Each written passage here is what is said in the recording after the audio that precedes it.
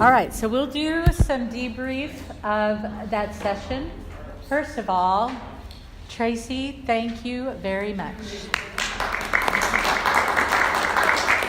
Thank you. Okay, so when we do demonstrations, we always know that we're putting things. There's a level of risk we all know about. The Lord is not surprised. Okay, He knows what direction things are going to go. He knows what's going to happen. So when things do not go according to how I think they will, or how we are intending them to, one of my mentors taught me that it's okay for us to rack it up to the fact that God had something that He wanted to have accomplished, and there was some reason why we needed to see it that way instead of the other way. Okay? Now, I don't know what that is, but I suspect that we will, at some point, when the Lord brings this up to remind us about something when we're in a session or whatever it is, the Lord will use what happened here to do something that we didn't expect at some moment when we need it. Okay? So, I would like for demonstrations to always go the way we expect. I'd like for that to happen. Demonstrations are one of the most powerful things we can do. We can describe all day long what something is about. And then in the demonstration, the Lord gets to show up and be powerful in some way. And so when we kind of weigh those out, risk something that we're not expecting, that we're going to have to hold on to the Lord to take us through, or don't give Him the chance to be powerful, kind of what it comes down to. I usually move towards letting Him have opportunity. All right? So I'll tell you a couple of things that were going on in my head, and then you probably have some questions about what was going on in my head. And we'll kind of come from the practitioner standpoint. We'll give Tracy a couple more minutes, and then she's actually going to share with us a couple of things from her perspective towards the end about how the Lord was speaking to her. Okay? All right. So from my perspective, as we were coming through the timeline, I wasn't necessarily, and she was giving me things, I wasn't necessarily thinking that we had a string of difficult memories. We had a difficult thing early on, and then we had some things that were kind of okay, and then we got to that section of where it was just hard to sort anything out. And when someone begins to get activated, when you're making the timeline, you just get through it, okay? You don't want to try and make them figure out or pull things out. So when she started to get activated at that time in her life, which according to what she was telling us she did remember was really difficult, then I didn't want to wait for her to try and sort. That's not ever really a good thing, to wait for someone to try and sort. They're just going to probably go down deeper into it.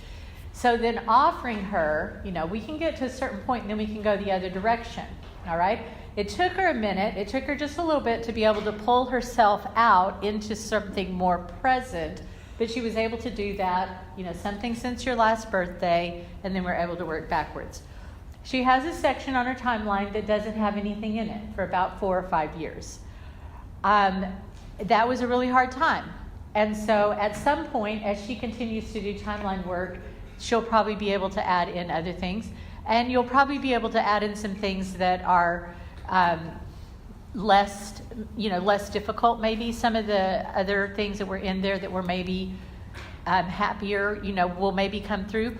But we were able to work with that section not having anything in it for that little bit of time. So what I was thinking was, when she got up to that section and she couldn't really sort, I'm not going to wait for that. Now let's get her down here at the present time, and we were able to get some things back up pretty good, actually. So we got that bottom part of her timeline filled in. Then, when she had as much activation as she did after we got through the timeline, our options were, let me remind you of that thing we said we're going to work on. Well, she's already activated, so now I'm going to remind her of something else. Is it okay if we say what that was? Yeah. Okay. So fear was going to be the target, all right? So she's already activated, and now I can say, okay, well, now we said we were going to work on fear, so go ahead and think about fear and see if it takes you back to a memory. That's just in that moment. So that's at that point, it's like, this isn't going to go normal in any way, but a thing that is said in the healing timeline is, when you don't know what to do a timeline. When you don't know what to do next, do a timeline. When there's lots of activation, do a timeline. Okay? So at that point, rather than go ahead with the target, I'm just going to do what I've been trained to do. When you don't know what to do a timeline. So we're going to go through this. We're going to start at 3, and we're going to come all the way up. And so that is what took me to that decision. And then hoping to explain it to her enough for you guys to kind of get it too. We're just going to come through. It's going to bring a measure of stabilization to just go through it without any specific target memory. And that was our goal. Okay? So when we got through it the third time, there was a little bit of stabilization. And then when we got through it the fourth time, you were able to hear the Lord after the third time that we went through, okay? So that's something really important to look for. I don't ask people to hear the Lord the first time through or anything like that. And of course, if we're working in a memory, they're going to be hearing and seeing Him. If we're trying to resolve a memory, they're going to be hearing and seeing Him in that memory. But since that wasn't happening, I wanted to see if she was connected to the Lord at that point, or if the emotion was still too much. So when we ask them, just listen and see, Lord, what is your heart and your truth for her? And if she is able, if the person who's receiving ministry is able to hear the Lord at that point, then we know we've got some stabilization happening emotionally. Okay? Now, some of us, myself included, at an earlier time in my life, not quite so much anymore, some of us just cry no matter what. And it's not necessarily activation. It's just that that's the way we process, that's the way we work, okay? So sometimes a person that I'm working with may be crying, and I might think it's activation, but it's tenderness because they're sensing the Lord. So when I ask them, when you ask the Lord, what is your heart and your truth? And they're able to hear Him, then I know I've got tears because of tenderness and not tears because of activation. Okay? So the third time through, you were able, that was the first time I tried to ask. There was no reason to try to ask before that. I didn't think, because I thought there was too much activation. So that third time, there seemed like we could ask her, she might be able to hear. And then, like we talked about in the other prayer scripts, we always wanted to not throw the person into a performance. Anytime we kind of ask to hear the Lord, there may be a little bit of striving if we wait too long, or we let them think about it too long. So I oftentimes will say this, I want you to just listen and see if you can hear the Lord. And if you can't, that's okay. If you can't, that's okay. Or it may just be peaceful, that's okay. So I let them know this is not a performance thing. And then if they're just, shaking their head at me, then I know they're not hearing Him yet. That's okay, let's just keep going. So we came through the fourth time, and you could hear Him. You heard Him again. The first time that you heard Him, you were able to say aloud what He said. The second time, I didn't press you to say aloud because, again, there were tears. That time, I thought it was because of what the Lord had said to you. But I didn't want to press you to have to say it out loud, because I could tell that you were trying to kind of hold on there. And then the last time we came through, when we skipped every other year, from my perspective, we got a good bit of stabilization. And then when we asked the Lord again, that's when the tears came again. And so I thought he probably said something else that was tender.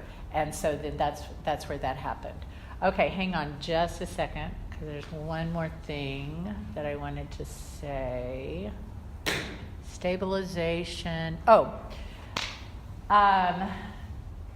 We want, when we're sitting across from one another, like we do in this kind of ministry, healing prayer ministry, there's actually an energy circuit that's going between the two of us.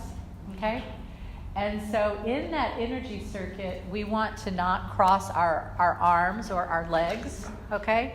We want to let that energy thing happen. Now, the reason I'm telling you this is because something that happens to me that I believe is sort of like a word of knowledge is that I'll be sitting here with a person like this, and I know that this is moving, and I can't breathe, okay?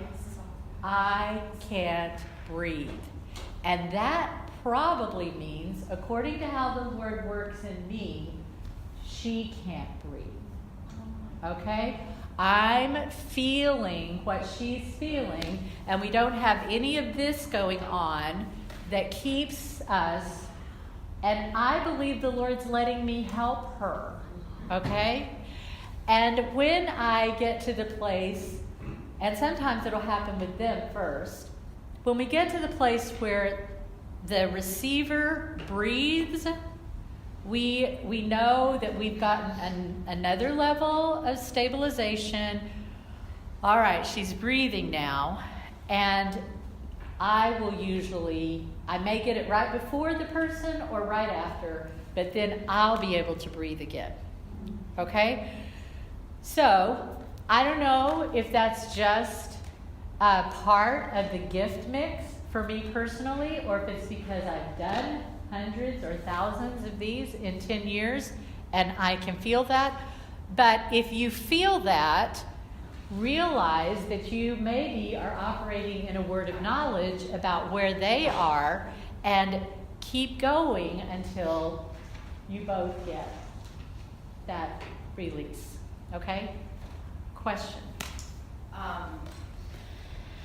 Would it be different if it was just the two? This is what I'm thinking. It would be different if it was just the two of you, as opposed to being in a large group, where you might have asked her, she might have felt more comfortable saying, "This is what the Lord's telling me." Mm-hmm. Is that? If it was just you two, would you have prompted her a little more? If it had just been the two of us, I would have prompted her more. I would have invited her to share. Right. But that is one of the things that is beautiful about this, because I don't have to know. And I don't have to know at the point that someone hears from the Lord. And I don't have to know what's going on in the memory scene. I've sometimes worked with men, and they were working on a memory scene that had sexual content in it, and they didn't need to tell me what was going on, and they didn't need to tell me what God was doing in the situation, and I'm just giving that because that's kind of an extreme example, but there are things that I don't have to know. All right, especially if it feels like it's going to be difficult for them to say it aloud, and if it is something that the Lord is doing. Now, sometimes, it is possible that someone could see the Lord do something that the Lord wouldn't really do. We're getting some distortion, maybe interference or something like that. But that's pretty rare. So if I feel like someone is having difficulty saying something aloud, and I feel comfortable that the Lord is doing what He needs to, I won't make them. I don't always make them tell me or ask them to tell me. What will happen though is 2 timelines later they'll tell me, because in the process of 2 more timelines, more shame came off, and they found the language to say it in a way that wasn't too difficult. Okay, that will happen too. Candy. Gail, if you could reiterate the fact that the activation is not the end result. I think that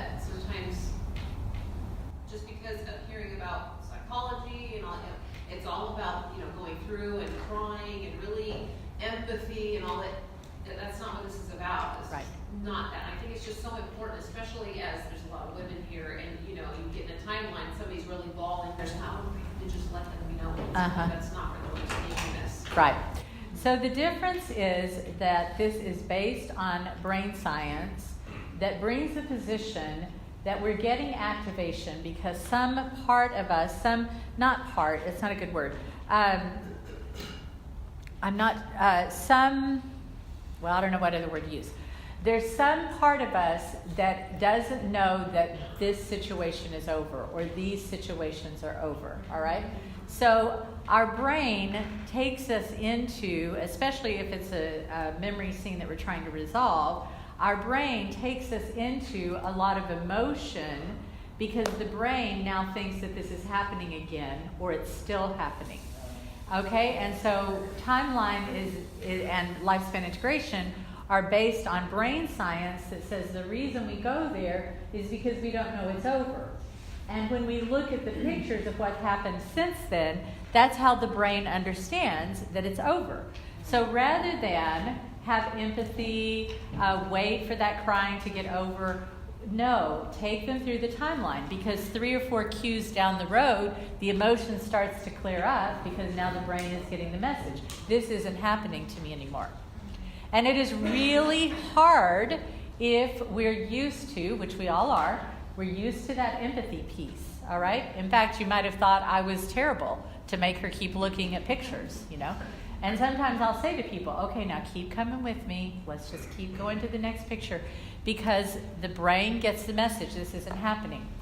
So what's going on also with the brain piece is when, like Candy said, in psychology, when we're using talk therapy and we feel like we need to talk it out, we need to talk through it, what they understand is that a lot of times we're just making the ruts in our brain more firm every time we go through that and talk that out again, okay? And work through it again and cry through it again and cry it out again.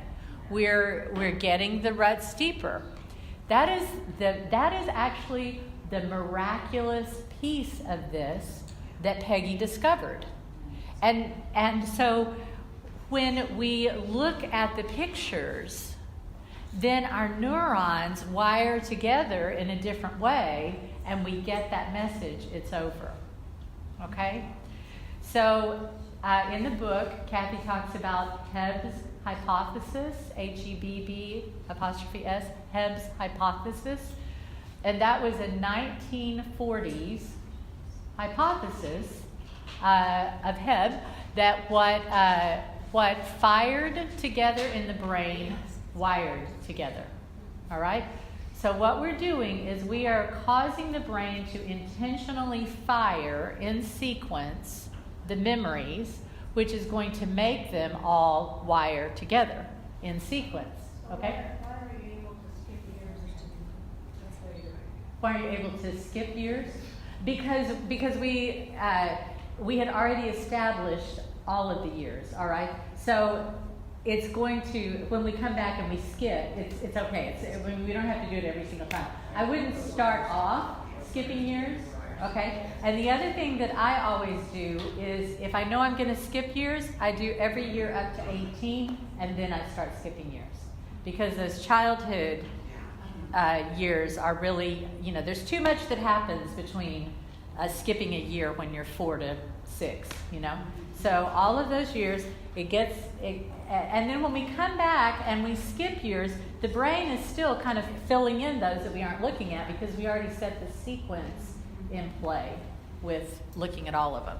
And I can say too, even though we said I started school at Riversdale, I thought Riversdale, Blue Crest, then I went to Melrose, and I thought of all the stuff in between the farm. They jumped all the way Right, through. So I looked, Mhm. my brain went You're- to all the it different did it. places before Uh-huh. you said lived on a farm. Okay. And I knew, I filled in a ton of different memories. And then I just go, oh, now she's from the farm. Oh, yeah, we played pigs again, and we did this and that. And then before you got to the next one, I had all those. You had all those coming in. Tons of memories, not just that one. Okay. And I Okay. had lots of pictures. All right. So what that's called is breakthrough memories. So I'm giving her a cue, but she's got all these memories that are around the time of it.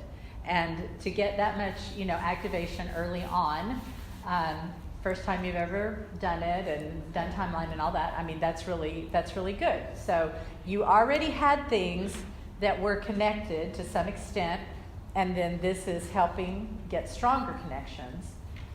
But that kind of breakthrough is what we look for. People don't always have that right away.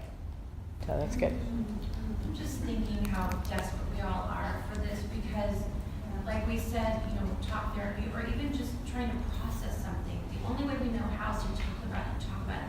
And I remember for me, and her friend, she'd hear it over and over and over and over again. And then anyone else that would listen because I was so desperate to try to, make it all sense in my head. Mm-hmm. But the timeline so beautifully without years of trying to process it in moments.